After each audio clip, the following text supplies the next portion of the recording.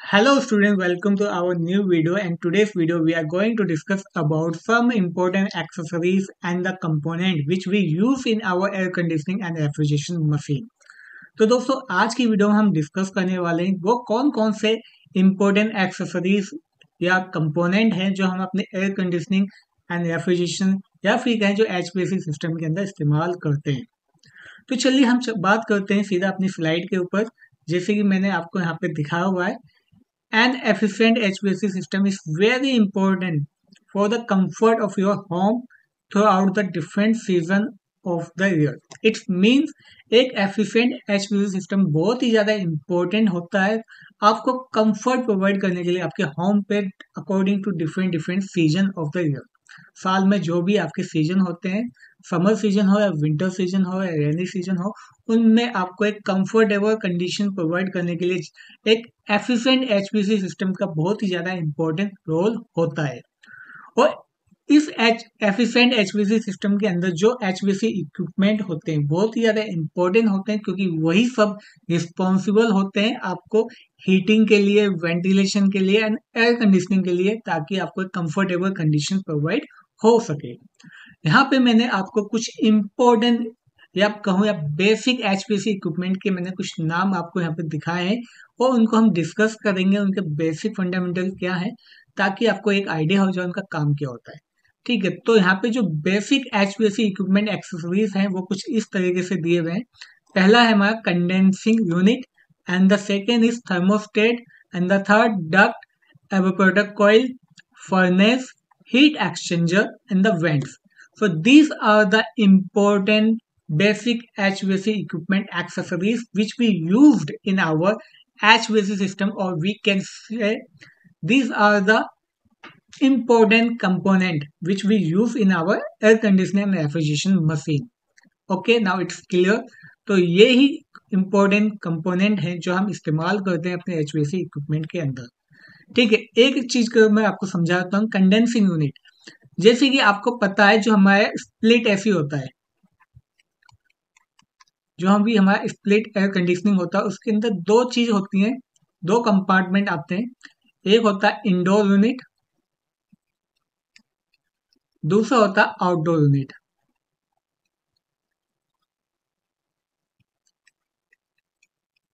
ठीक, अब बात करते हैं कि जो इंडोर यूनिट होता है उसके अंदर क्या क्या कंपोनेंट आते हैं, जो आउटडोर यूनिट होता है उसके अंदर क्या क्या कंपोनेंट आते हैं। तो अब बात करते हैं, जैसे कि आपको पता ही है जो भी हमारे इंडोर यूनिट होते हैं उसके अंदर ज्यादातर हम देखने को मिलता है हमें, एक तो हमें इंडोर यूनिट के अंदर एवापोरेटर कॉइल देखने को मिलता है, और थर्मोस्टेट भी हमें मोस्टली इंडोर यूनिट के अंदर ही देखने को मिल जाता है। ठीक, जो वेंट होता है वो भी हमें इंडोर यूनिट के अंदर देखने को मिल जाता है। तो थर्मोस्टेट हो गया, एवापोरेटर कॉइल हो गया, वेंट हो गए, और ब्लोवर भी होता है इसके अंदर। ठीक, ब्लोवर। तो ये मेनली ये चार कंपोनेंट हमें अपने इंडोर यूनिट के अंदर दिखाई देते हैं। क्या क्या होते हैं? एवापोरेटर कॉइल हो गया, वेंट हो गया, थर्मोस्टेट हो गया, ब्लोअर हो गया। ठीक है, और कुछ कंट्रोल बटन भी होते हैं, पीसीबी हो गया। ठीक है, ये हमारे इंडोर यूनिट के अंदर देखने को मिलता है। और आउटडोर यूनिट के अंदर आपको क्या क्या देखने को मिलता है? आउटडोर यूनिट के अंदर आपको कुछ इंपॉर्टेंट, मोस्ट इंपॉर्टेंट कह सकते हैं, जिसके बिना तो एक फंक्शन कर ही नहीं सकता। कंप्रेसर हो गया,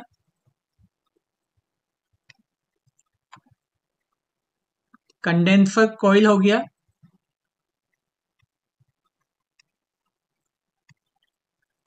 condenser coil and the condenser fan हो गया,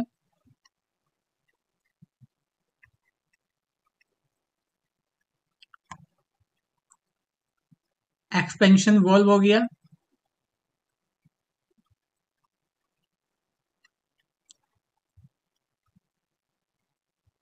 तो compressor, condenser coil, condenser fan, expansion valve, ये कुछ इंपॉर्टेंट कंपोनेंट है जो हम आउटडोर यूनिट के अंदर देखने को मिलते हैं। ठीक है, अब बात करते हैं हीट एक्सचेंजर की। Now now we need to discuss about heat exchanger. What is the function of heat exchanger? तो दोस्तों हीट एक्सचेंजर का सिंपल सा फंक्शन है, जैसे कि नाम से ही पता लगा हीट एक्सचेंज होनी है यहाँ पे.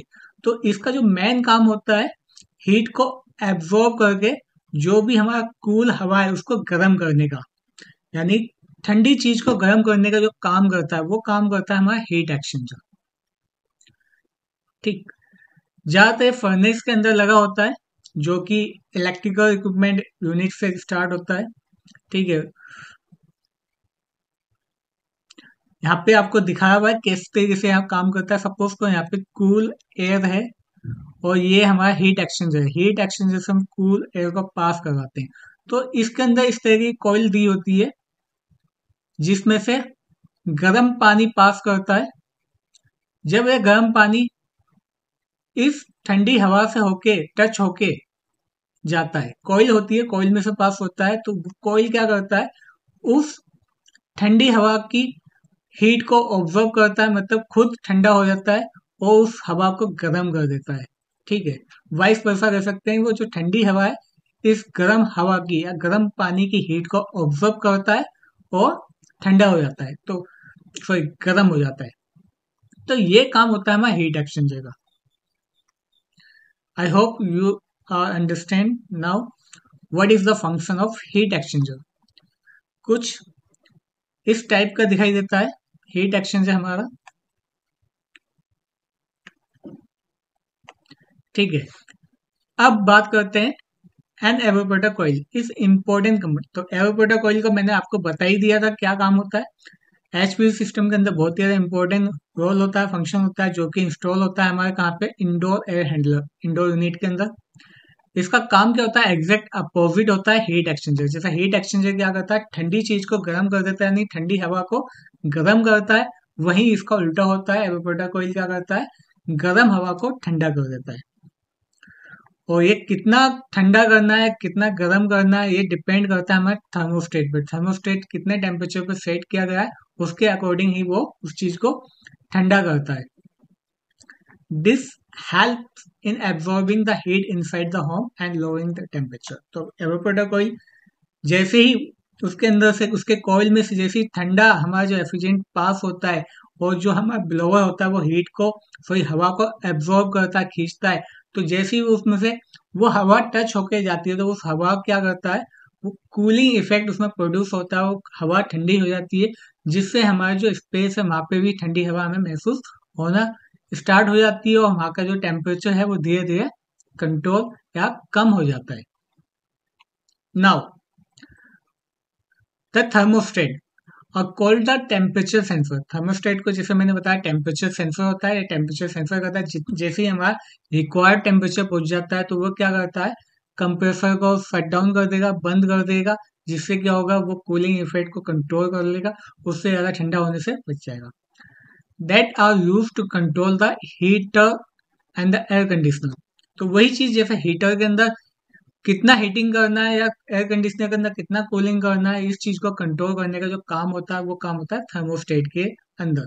कभी कभी एचवीएसी सिस्टम के अंदर हम दो या दो से ज्यादा भी थर्मोस्टेट का इस्तेमाल कर सकते हैं अकॉर्डिंग टू आवर रिक्वायरमेंट, कि हमें समर सीजन में कौन सा चाहिए, विंटर सीजन में. जैसे हमें पता है ना, समर सीजन में हमें हीटर का यूज करना, और सॉरी समर सीजन में हमें कूलिंग इफेक्ट प्रोड्यूस करना है और विंटर सीजन में हमें हीटिंग इफेक्ट प्रोड्यूस करना है, तो उनके अकॉर्डिंग हम दो दो थर्मोस्टेट भी यूज कर सकते हैं. Now the condensing unit are an important HVAC equipment accessories which is connected to the evaporator coil. They help in pumping the liquid to the evaporator coil for it to evaporate it into gas. मतलब condensing unit का भी अपने आप में एक बहुत बड़ा महत्व है. ठीक है. ये कनेक्ट होता है हमारे एवापोरेटर कॉइल से, जो कि काम करता है, जो भी हमारा रेफ्रिजरेंट होता है उसको डिजायर्ड कंडीशन या डिजायर्ड टेम्परेचर प्रेशर पे एवापोरेटर कॉइल पे पहुंचाता है. तो ये काम होता है हमारा कंडेंसर यूनिट का.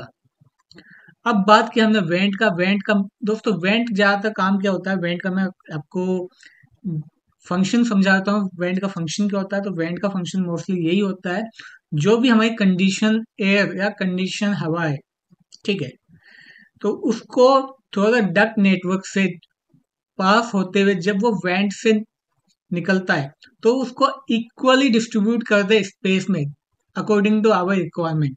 ये काम होता है वेंट का।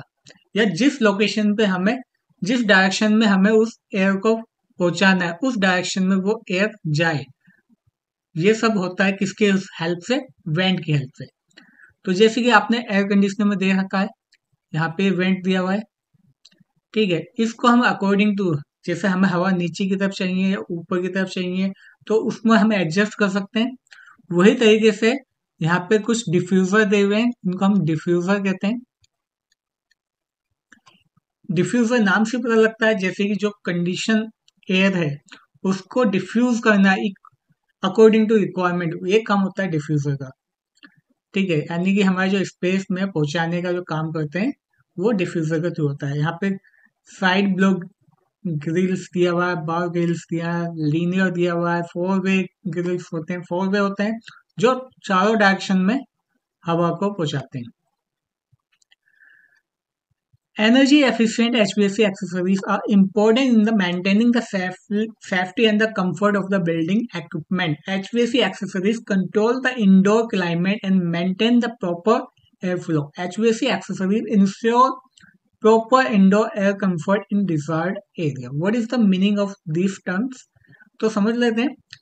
एनर्जी एफिशिएंट एचवीएसी एक्सेसरीज, यानी कि हमारा अगर एचवीएसी सिस्टम एक एफिशिएंट हम बनाना चाहते हैं तो उसके लिए एनर्जी एफिशिएंट एचवीएसी की जो एक्सेसरीज है वो भी ज़्यादा प्रॉपर तरीके से एफिशिएंट होनी चाहिए, अच्छी तरीके से कंडीशन होनी चाहिए, ठीक है।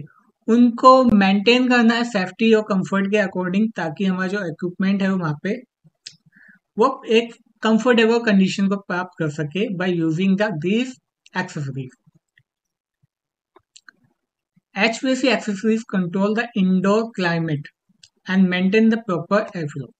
ठीक है, HVAC accessories क्या करता है? कंट्रोल करता है इंडोर क्लाइमेट को और मेंटेन करता है प्रॉपर एयरफ्लो को। होता क्या, ज्यादा तेजी से हवा आएगी या कम स्पीड से हवा आएगी तो वहां पे जो डिजायर्ड कंडीशन है हो सकता है वो मेंटेन नहीं हो पाए। तो ये सब चीज को कंट्रोल करने के लिए हमारे HVAC एक्सेसरीज का बहुत ही ज्यादा इंपॉर्टेंट रोल होता है, ताकि एक कंफर्ट कंडीशन प्रोवाइड हो सके। अब इन दो डायग्राम, मैंने इस स्लाइड में आपको कुछ दो डायग्राम दिए हैं जिससे आपको पूरी तरीके से आपको एक आइडिया हो जाएगा कि कौन कौन से कंपोनेंट होते हैं या कौन कौन से एक्सेसरीज होती हैं जिनका हम इस्तेमाल करते हैं अपने रेफ्रिजरेशन एंड एयर कंडीशनिंग या HVAC सिस्टम के अंदर। तो पहला काम है कंप्रेसर, ठीक है। कंप्रेसर का काम क्या होता है, एक तो आप समझ लीजिए कंप्रेसर का काम क्या होता है। इसका मेन काम होता है जो लो प्रेशर और लो टेम्परेचर जो गैस है, समझ लो, जो low pressure and the low temperature gas है, इसको वो कन्वर्ट कर देता है किसमें? Very high pressure and the very high temperature gas में। कंप्रेसर का काम, मैन फंक्शन कंप्रेसर का यही होता है। Low pressure low temperature gas को वो कन्वर्ट कर देता है very high pressure and the very high temperature gas में। अब ये गैस जाती है हमारी कहा? कंडेंसर कॉइल में। अब इस कंडेंसर कॉइल का काम क्या होता है? यहाँ पे फैन लगा होता है, फैन से क्या होता है? एयर पास होती है। जब ये एयर इस कंडेंसर कॉइल से पास होती है तो ये क्या करता है? ये उस very high pressure and the very high temperature gas को कन्वर्ट कर देता है high pressure and the high temperature liquid में। अब यहाँ पे जो हमारा रेफ्रिजरेंट था वो किस केस कन्वर्ट हो गया? वो लिक्विड में कन्वर्ट हो चुका है। किस में? High pressure and the high temperature liquid. यहाँ पे वेरी बहुत ज्यादा हाई था, बहुत ज्यादा टेम्परेचर बहुत ज्यादा हाई था, प्रेशर भी बहुत ज्यादा था, कि यहाँ पे कंप्रेसर से जैसे निकलता है, ठीक है। लेकिन जब वो कंडेंसर कॉइल से होके पास जाता है तो उसका टेम्परेचर और उसका प्रेशर थोड़ा कम होता है, क्योंकि आपको पता है जितना ज्यादा प्रेशर होगा उतना ज्यादा टेम्परेचर होगा।